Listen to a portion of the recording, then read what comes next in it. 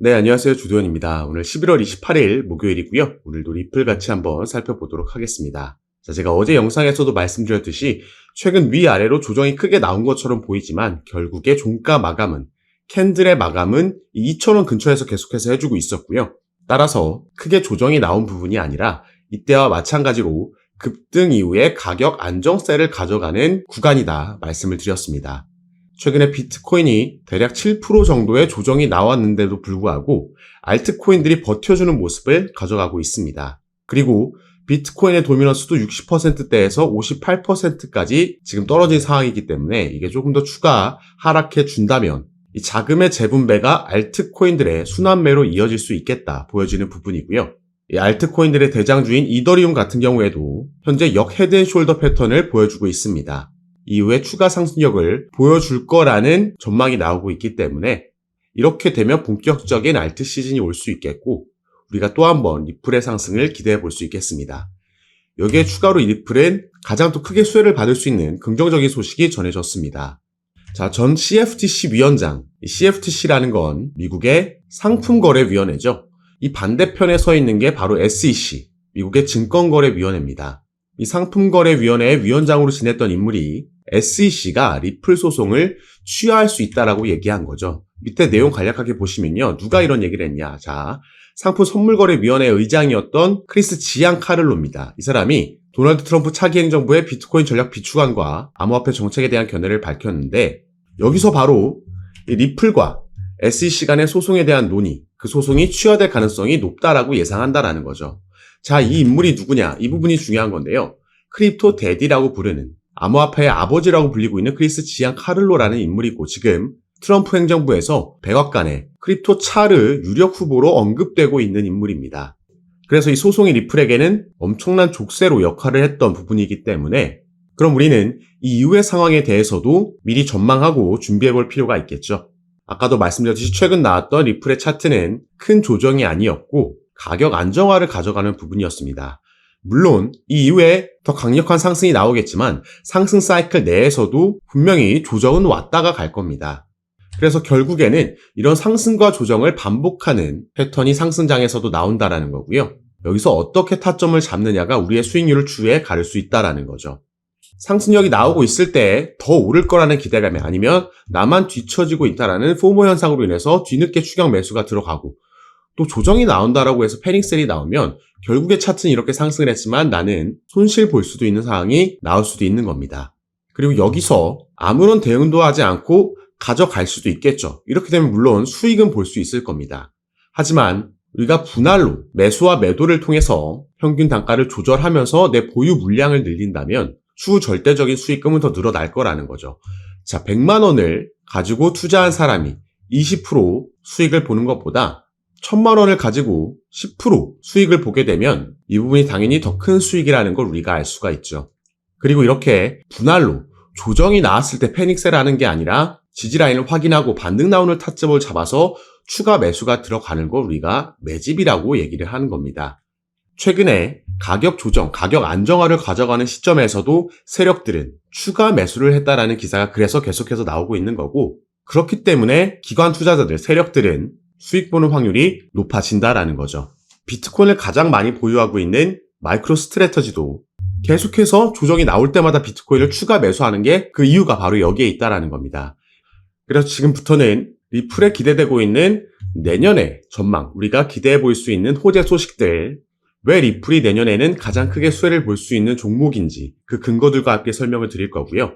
결국에는 우리가 어디까지 가져가면 좋을지 상승 사이클이 있다라는 건 하락 사이클도 있다라는 거고 그래서 결국에는 목표가를 어느 정도에서 우리가 수익 실현하고 현금 확보를 해야 되는지 이런 투자 판단하는데 여러분들께 도움이 될 수 있는 내용 말씀드릴 거니까요. 오늘 영상 꼭 끝까지 시청해 주시고 그 전에 밑에 있는 구독과 좋아요 버튼도 한 번씩만 눌러주시면 제가 이렇게 영상 제작하는 데 큰 힘이 된다는 점 먼저 말씀드리고요.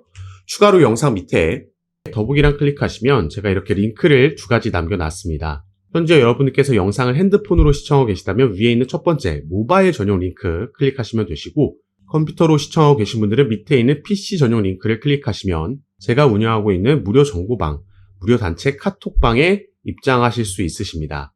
들어오시면 오늘 영상에서 말씀드릴 내용들 뿐만 아니라 또 새롭게 나오는 뉴스들, 변수들 계속해서 나올 수 있겠죠.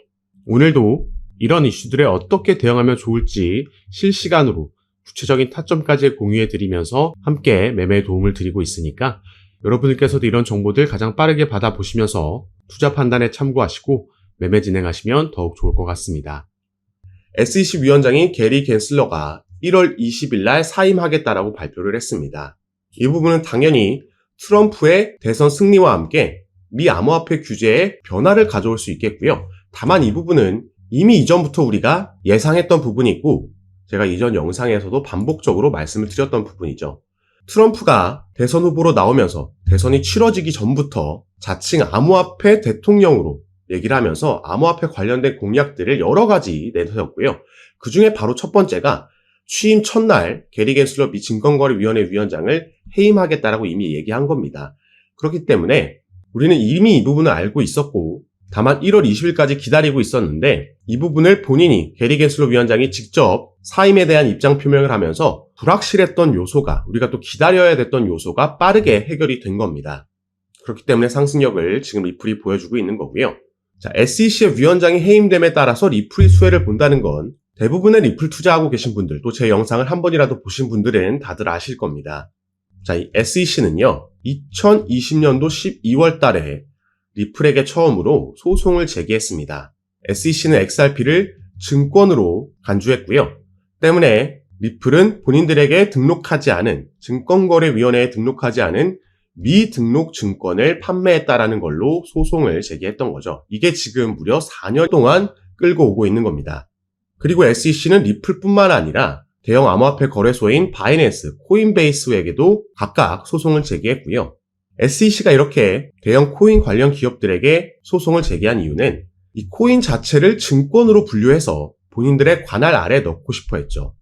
자, 하지만 작년에 리플과의 소송에서 약식 판결문이 나왔을 때 리플의 거의 승소라고 볼 수 있는 개인들에게 판매된 XRP는 증권이 아니다라는 판결문이 나왔고 때문에 이런 SEC의 코인을 증권으로 분류하기 위한 노력은 전부 물거품이 됐습니다.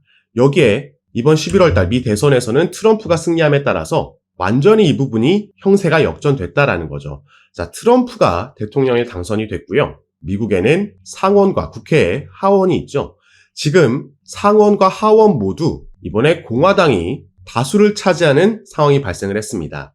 그 말은 이미 하원을 통과한 암호화폐에 유리한 규제들이 이제 상원도 통과할 수 있다라는 말이 되는 거고요. 트럼프 당연히 이런 부분 승인을 할 겁니다.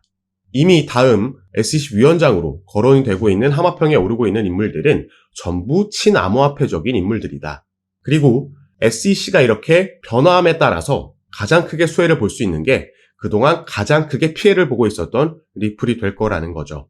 이 소송 같은 경우에는 일단 1월 20일까지는 SEC가 아무런 일도 하지 않을 겁니다.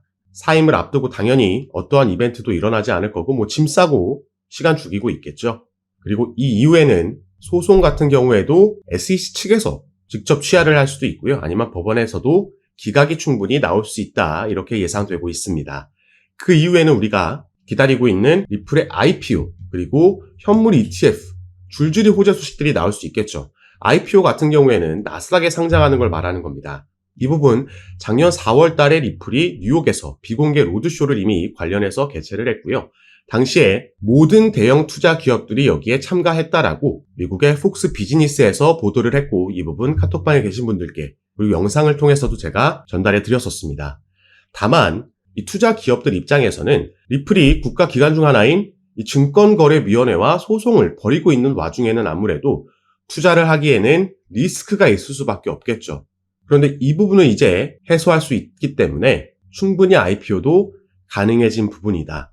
이런 투자 기업들의 자금이 들어오면 리플은 지금보다 더 날개를 달 수 있겠다 생각해 볼 수 있는 거고요. 여기에 추가로 비트코인과 이더리움의 현물 ETF가 승인되고 나서 다음 타자로 가장 많이 언급됐던 게 바로 리플이었습니다. 이미 몇몇 자산운용사에서는 리플의 현물 ETF 신청서를 제출해 놓은 상태죠. 그리고 그 전부터 기관들은 리플의 ETF에 관심을 갖고 준비를 하고 있었습니다. 자, 지금 보고 계신 사이트는 그레이스케일이라는 미국의 또 하나의 자산운용사의 사이트인데요. 당연히 여기서는 여러 펀드들, 상품들을 운영하고 있죠. 지금 보고 계신 상품은 라지 디지털 캡 펀드라는 상품입니다.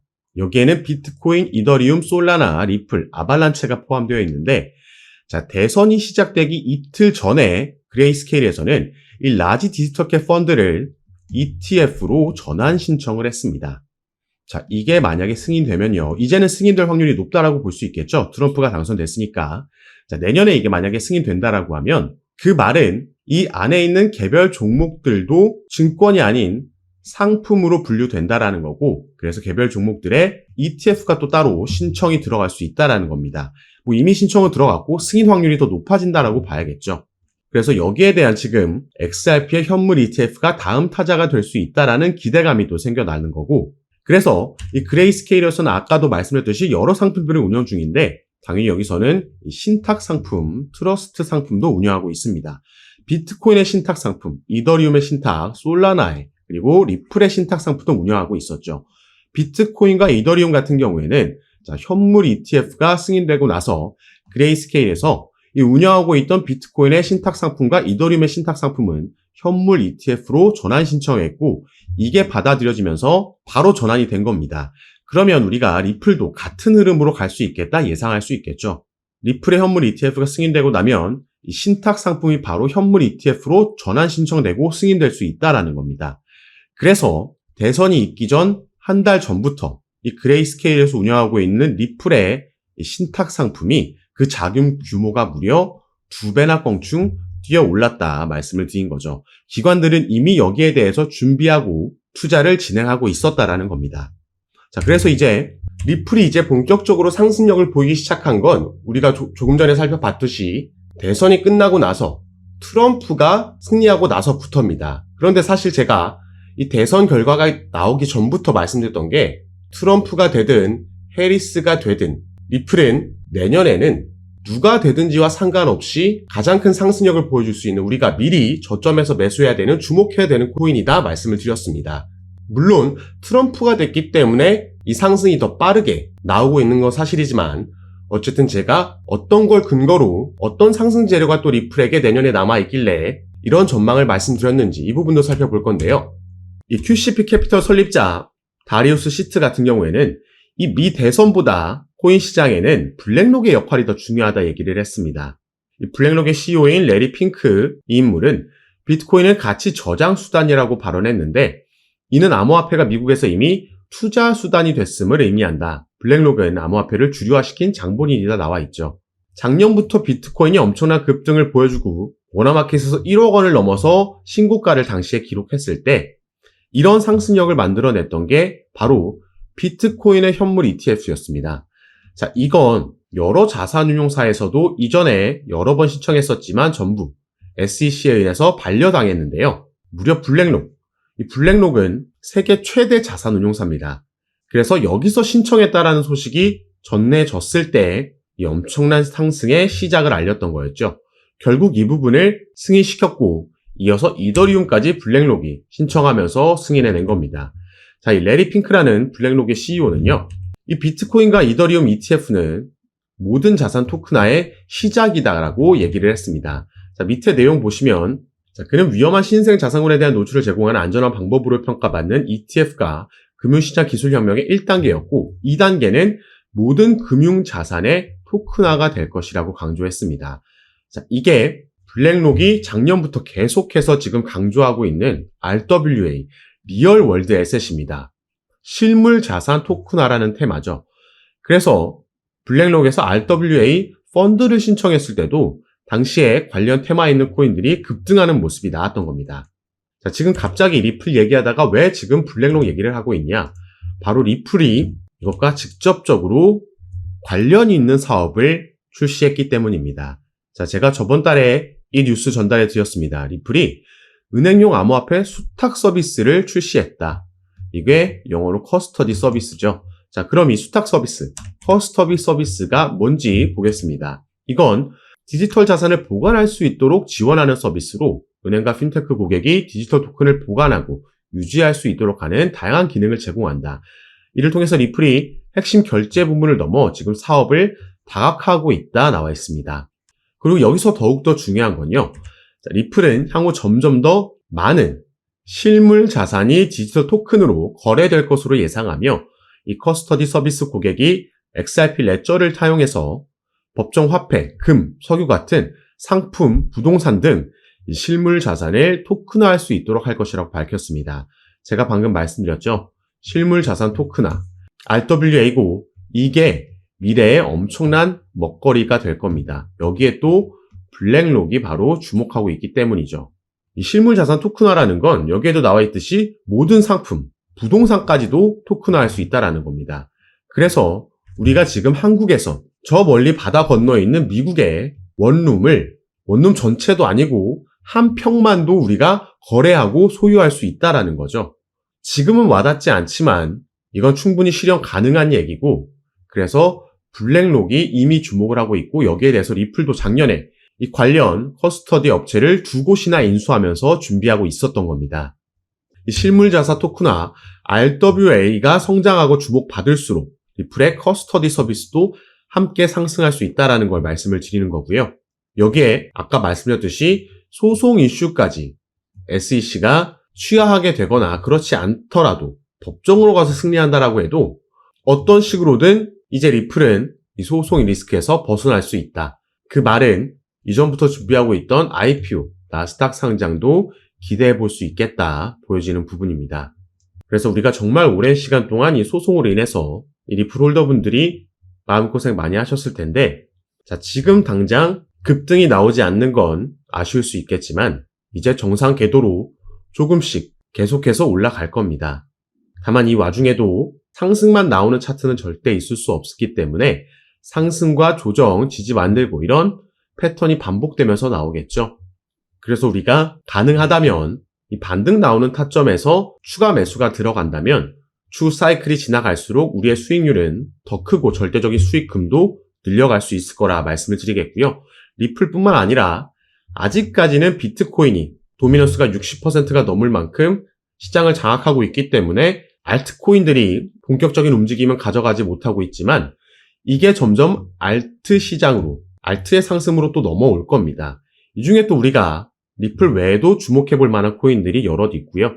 이런 종목과 구체적인 타점도 제가 카톡방에서 공유해 드리면서 지금까지 그래왔던 것처럼 가장 빠르게 새로운 뉴스들 전달해 드리고 타점도 드리면서 함께 매매 진행할 거니까 여러분들께서는 제가 아까 말씀드렸던 영상 밑에 더보기란에 제가 이렇게 링크를 2가지 남겨놨습니다.